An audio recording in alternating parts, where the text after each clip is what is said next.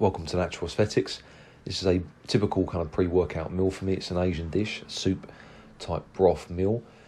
So the base is made up of noodles and bean sprouts, and then you just put an assortment of different ingredients on top to your liking really. So I like vinegar and fish sauce, some peanuts, a bit of sugar, chili, and then some pork rind with garlic, which is very tasty. And then basically pour the soup on top.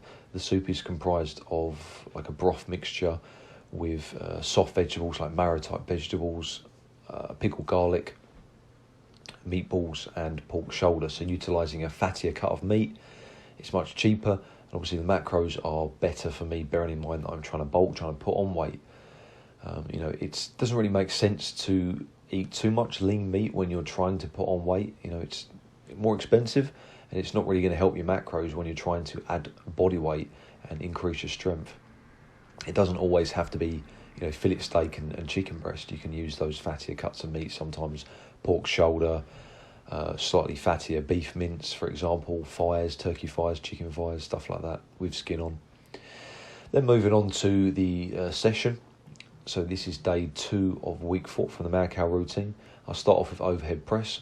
I always like to clean the weights up to my shoulder. I don't really like doing overhead press from the rack for a couple of reasons. Number one, I feel like I'm able to get the bar into position more easily from the clean, believe it or not. And secondly, I just like doing the clean. It's a nice movement to do. I don't get rusty on that movement if I kind of, do it once a week.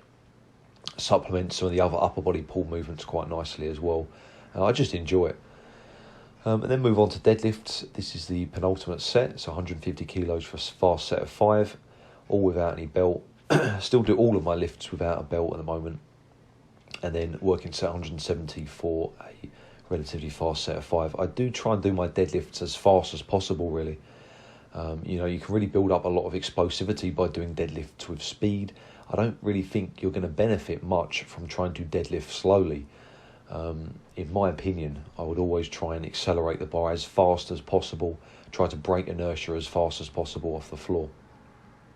And this is another exercise that really benefits from speed and explosivity behind the neck squat press.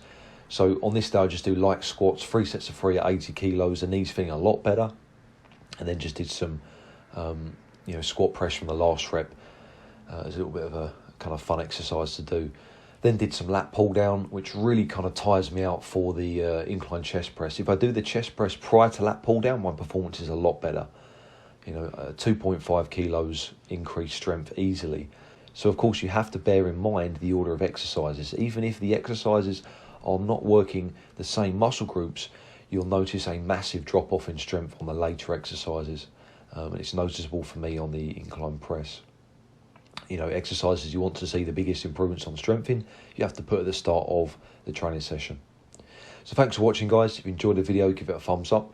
Subscribe to see more.